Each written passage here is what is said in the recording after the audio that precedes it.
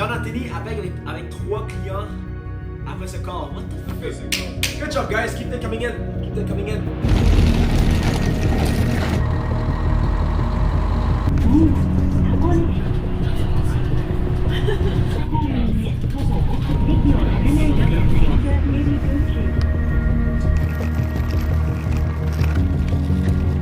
View here is amazing.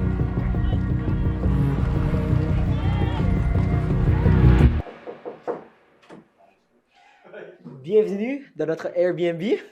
Viens-t'en, man. Viens-t'en. Donc, voici notre Airbnb. How much are you paying for this? We paid $1,400 for 3 nights. On a annulé notre Airbnb à genre 2000 qu'on avait pris. 1400, 1500 US dollars pour 3 nuits ici. Fait que voici notre Airbnb. Ça, c'est le salon au complet qu'on a. Ça, c'est la sapristi de vue qu'on a dehors. On est présentement à Hakone. Hakone? Hakone. On est présentement à Hakone. Je vais vous montrer la vue juste après. Ici, c'est la salle cinéma. Je ne sais pas c'est quoi exactement. C'est comme une espèce de projecteur et tout.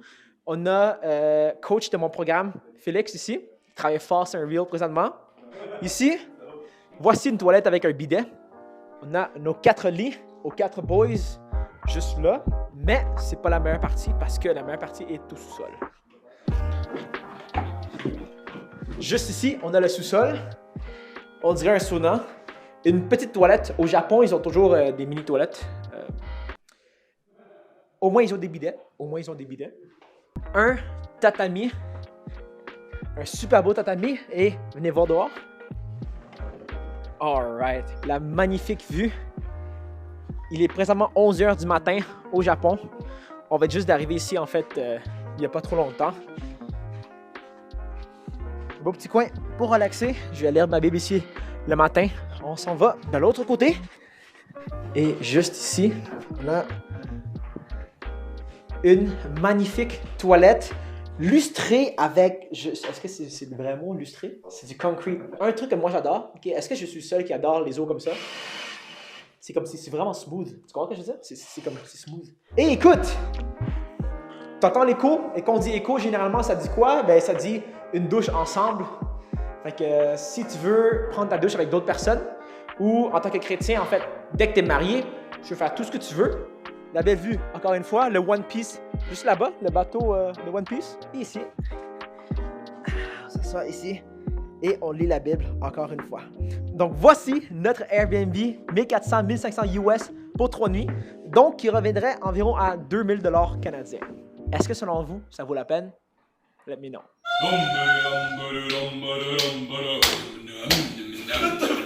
Toi, tu as 22 ans. Présentement, tu fais dans les dizaines de milliers par mois. Exact. Right? Donc, un jeune qui aimerait acquérir de l'argent, faire de l'argent, pouvoir retire ses parents, aller en voyage. Comment est-ce qu'un jeune de 17, 18, 19 ans peut faire ça? Tu sais, quand j'ai commencé, je prenais pas les décisions assez rapidement. Puis c'est ça qui me bloquait. Tu sais, que ce soit à propos du coaching, que ce soit à propos de n'importe quoi, habitue-toi à prendre des décisions rapides et efficaces. Puis des décisions qui vont t'amener du leverage, comme on dit, OK? Donc, un effet de levier. Mettons, tu as une compagnie puis tu as plusieurs employés.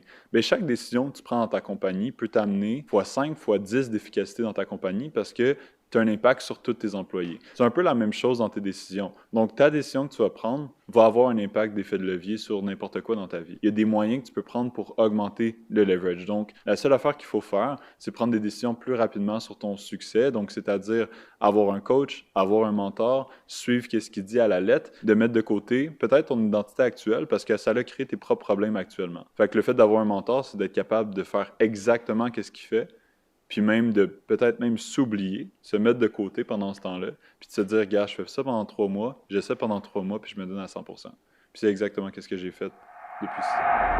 Comment tu te sens en ce moment au Japon, à l'autre bout du monde, au-dessus d'une montagne, en train de travailler sur des choses qui sont au Québec?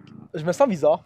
On est avec d'autres entrepreneurs qui font 20, 30, 40, 50 000 par mois. Je ne remarque toujours pas que je suis au Japon présentement. Je remarque jamais où est-ce que je suis dans la vie jusqu'à temps que je regarde vraiment quelques années dans le passé. Moi, comparé à maintenant, depuis il y a 1 an, 2 ans, totalement différent. Sauf que je le réalise pas. Je suis pas capable de rendre... Comme, on dirait que je suis pas fier de moi. Je sais pas. Ça va être bizarre. Je suis vraiment content. Vous voyez les ports juste là-bas? On s'en va exactement là-bas.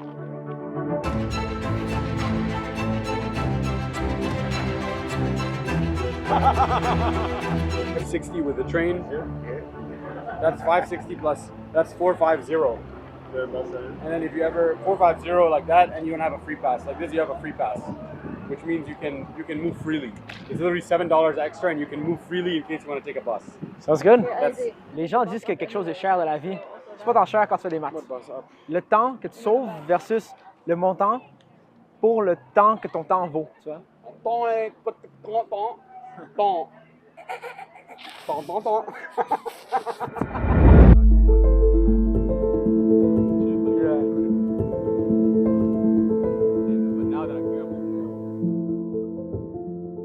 est sur un gros bateau de cruise. Ça ressemble un peu au One Piece, en fait. Checkez ça, on voit toute la vue de l'eau directement ici. Il y a les belles montagnes. Je pense que je ne vais jamais vraiment comme réaliser qu'est-ce qui arrive à ma vie. Genre, ma vie a tellement changé comme en peu de temps. C'est certain que dans le futur, je me vois vraiment grandir la business encore plus, encore et encore et encore.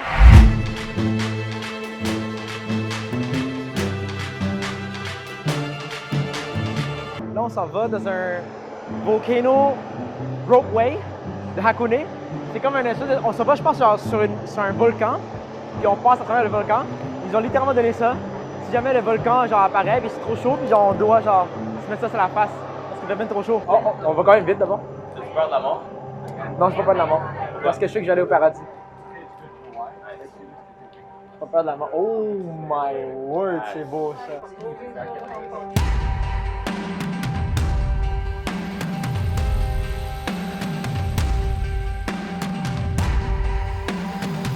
Jusqu'à présent, j'adore le Japon. Sauf qu'il y a un truc qui me tracasse vraiment beaucoup, sincèrement. Là. Une fois sur deux, ça sent l'œuf pourri. T'as-tu remarqué? Ça sent toujours l'œuf pourri. En ce moment, ça sent l'œuf pourri.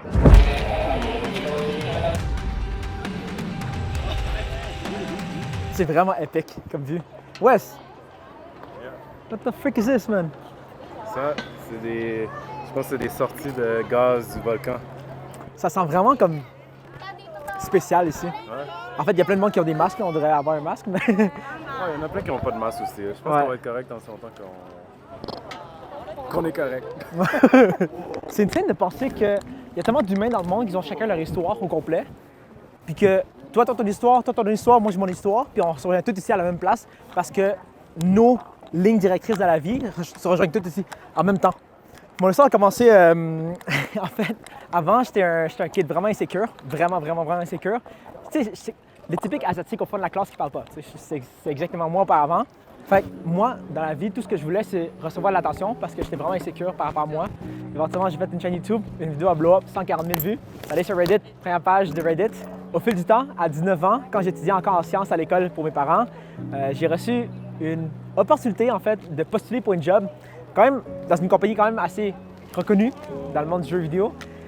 Mais j'ai refusé parce que mon père me laissait pas. Puis c'est là que j'ai commencé à avoir la confiance en moi réellement, que ce que je faisais, c'était réellement bon. J'avais 19 ans, j'étudiais en sciences pures. J'avais 20 de cotère. 20 de cotère, no offense, je pouvais pas faire grand-chose. Je pouvais être agriculteur, tu comprends? J'ai changé de programme. Finalement, j'ai réalisé qu'en marketing et en gestion de commerce, au cégep, c'est le plus gros scam ever. C'est dégueulasse, ça t'apprend rien. C'est très fun, though. C'est très fun, sauf que t'apprends pas grand-chose. Après un an, j'ai quitté, puis je me suis lancé à temps plein en vidéo. J'ai fait une chaîne anglaise en gaming sur YouTube. Par la suite, j'ai switché en français IRL sur YouTube. J'ai fait des vlogs, j'ai fait des challenges, j'ai fait des reacts. J'ai fait une chaîne de react qui a eu 52 000 vues en 24 jours. Par la suite, je savais que j'étais quand même pas pire sur YouTube, que je comprenais bien la game. Fait que j'ai testé une chaîne en anglais. Finalement, la chaîne en anglais, il y avait des gros noms comme Tyler Blanchard qui me connaissait, Eric aux États-Unis, des personnes avec des millions d'abonnés. Et c'est là que j'ai réalisé que j'étais quand même pas super sur YouTube, que j'aimais bien faire des vidéos. Ça faisait plusieurs années que je faisais des vidéos. Mon rêve auparavant, c'était d'être connu le plus possible. J'étais streamer, je faisais 50 viewers average dans le temps en 2015-2016, quand la majorité du monde que je connais présentement ne streamait pas, ou qui ne savait pas que Twitch existait. J'étais streamer, j'étais créateur de contenu, mon rêve c'est d'être connu dans le monde, d'être une personnalité publique que tout le monde me connaissait, mais au fur et à mesure que je maturais, ma priorité est allée plus vers la famille. Depuis que j'ai commencé à avoir 20, 21, etc., années plus, je me dis comme, quand tu es connu, il n'y a plus de point de non-retour vraiment. Fait que, moi, je me dis plus tard, tout ce que je veux pour vrai, c'est juste que ma famille soit correcte et que ma famille soit en sécurité. Puis quand tu es connu, quand tu es une personnalité publique, tu peux pas vraiment aller au restaurant et pas te faire interrompre, par exemple. Fait que, depuis toujours, j'ai toujours eu ce dilemme de est-ce que je vais être connu ou est-ce que j'utilise mes skills de création de contenu. Là, on est rendu là. J'ai grandi une business en création de contenu. On est rendu 5-6 personnes à temps plein dans l'équipe. Et j'utilise mes skills de création de contenu pour aider les autres personnes à être connues, comme ça. Et moi, ben, plus tard, j'aurai assez pour subvenir aux besoins de ma famille.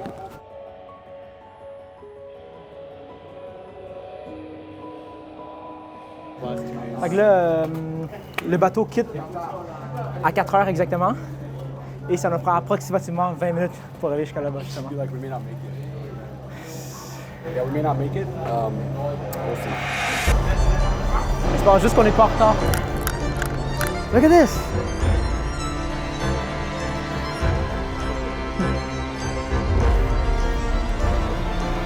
Am I the only one who feels like life is like a video game? T'es un personnage qui est quelque part, tu commences quelque part, tu commences en Europe, tu commences en Chine, tu commences au Canada, tu commences aux États-Unis, puis au fur et à mesure, tu utilises ton network, ce que tu sais, pour augmenter tes skills.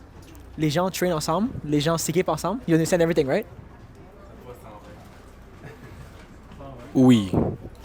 Et après ça, tu utilises tes connaissances, tes skills que tu as acquis au fur et à mesure.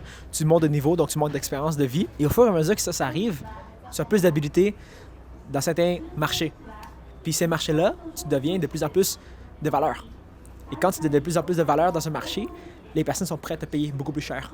Si tu veux plus d'argent, si tu veux level up, pour acheter plus d'équipements, tu as juste à être de plus de valeur dans un marché.